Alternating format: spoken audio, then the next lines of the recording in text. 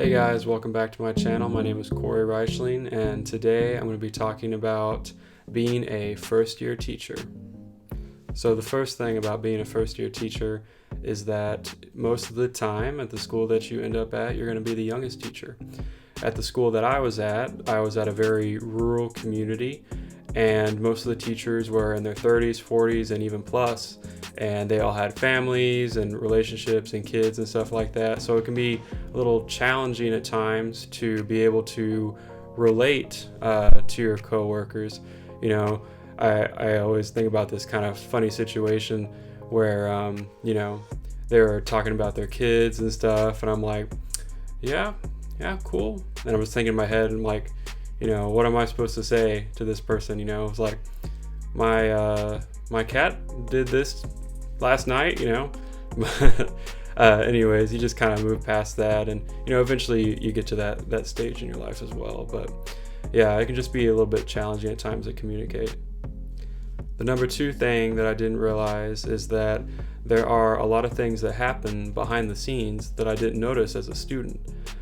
So coming from a band perspective, just simple things like getting the buses ready and communicating with parents and dealing with parent concerns, dealing with administration concerns, that kind of stuff, we just didn't hear a lot about as kids. I mean, and, as a kid, coming from a director point of view now, there's no reason that I would need to share that with the kids. They don't really need to know the kind of, struggles that we deal with behind the scenes. As a teacher, that was really eye-opening to see just kind of the majority of my job wasn't really in front of students teaching them.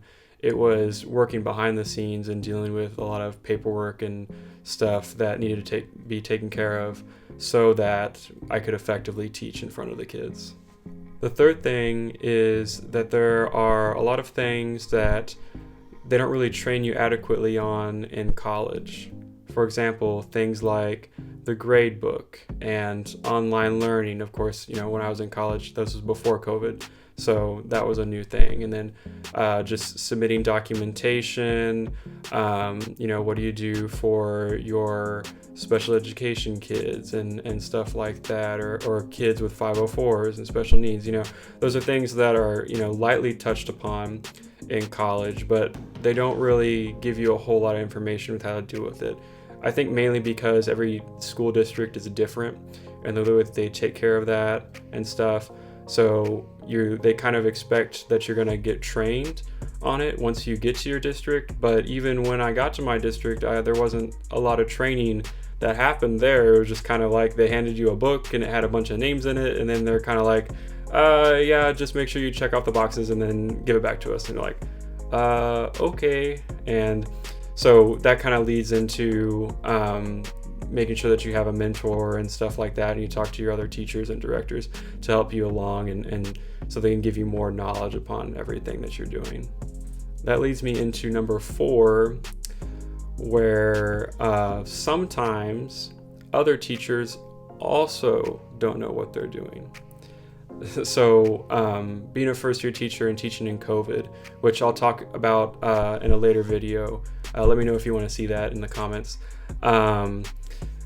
There were a lot of things that kind of happened that, even the more experienced teachers have been teaching for, 15, 20 years didn't really know how to deal with.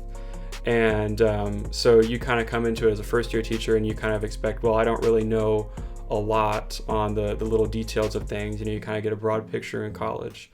But you go to them, ask for a question or maybe something specific, and they might not know. And so then you kind of have to collaborate and figure that out together. But that was kind of a surprise to me that, coming out and be like, oh, everybody else is going to be really knowledgeable on this stuff, and I'm just not going to be. But it really wasn't the case. It was kind of like, generally most of the time they were more knowledgeable. But sometimes there'd be kind of details and stuff that'd be like, oh, they don't know either. So we're both going to need to figure this out. And lastly, I touched upon this in number 3, is to find a mentor. So I was really lucky in my situation where my head director that I was working under had over 35 years of teaching experience. And so he was very knowledgeable about the way that he ran his band program and the way that he wanted things done, and really took me under his wing and taught me a lot about not just being an assistant band director, but also kind of what it's like to be a head band director, kind of getting me prepared in a way to be a head band director one day as well. And I was very grateful for him to do that. He taught me a lot, and if I had any questions, it was always very easy to go and talk to him about anything. But he also gave me enough free space that I could kind of do my own thing with my teaching, and I could teach my kids the way I wanted to teach them. So I was very grateful for all that I learned from him, and I'll take that with me for my next school that I go to. So those are my top 5 things about being a first-year teacher. Make sure you like this video and subscribe down below. Also, you can follow me on Facebook, Instagram, and Twitter at Kory Reischling. So until next time, thanks for watching.